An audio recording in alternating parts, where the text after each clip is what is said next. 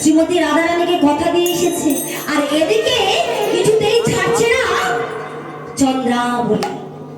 অবশেষে ওই কৃষ্ণচন্দ্র থেকেই যেতে হলো। তাকে সুন্দর করে কাজল পরিয়ে দিয়েছে, আবার কি সিঁদুরের টিপ দিয়ে দিয়েছে, তার শাড়ি পাল্টে নিয়ে অন্য শাড়ি পরিধান করিয়ে দিয়েছে, চরণে আলতা পরিয়ে দিয়েছে। এত সুন্দর করে সাজিয়েছে চন্দ্রাবলীর ঠিক মনের মতো। এইবার চন্দ্রাবলীর ঘরে সারাটি ঋষি জ্ঞাপন করে তারপর সকাল হতে কৃষ্ণচন্দ্র কোথায় যাচ্ছে না শ্রীমতী রাধা বিনোদিনীর সেই কুঞ্জ ভবনে। রাধা বিনোদিনী পথ চেয়ে সারাটি রজনী পার করে দিয়েছে।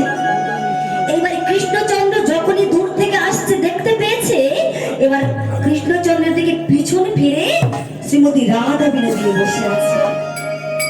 এবার যখন পিছন ফিরে বসে আছে তখন কৃষ্ণচন্দ্র এসে বলছে, রাধে, ও তো বুঝতে পেরেছে যে আজকে ব্যাপারটা বেশ গুরুতর হয়ে গেছে।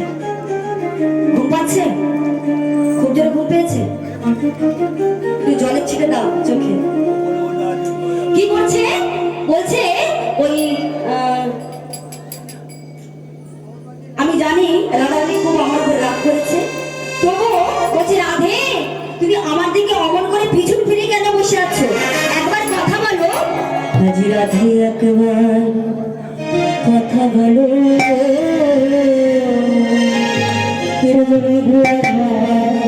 কথা বলো,